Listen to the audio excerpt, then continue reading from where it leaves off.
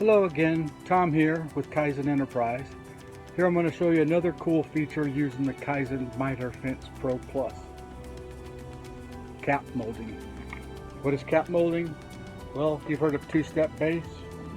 First layer of base, this one will be a 3/4 board, 1x6, with a cap mold, or some call this a lip mold.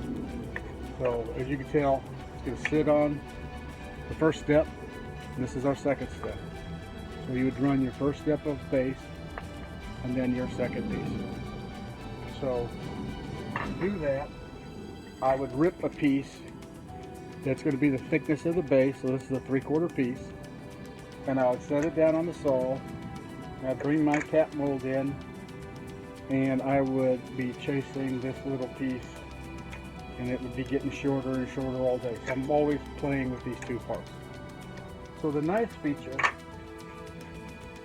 you can use for T-slot, put a pin in the hole, another pin in the other hole. We use this as the gauge piece, representing the base. Lock that in, use the thumb screws, lock it down. Now, I don't need this piece anymore. I can start cutting. You know, it's going to represent how it's going to sit on the wall. Thank you for watching.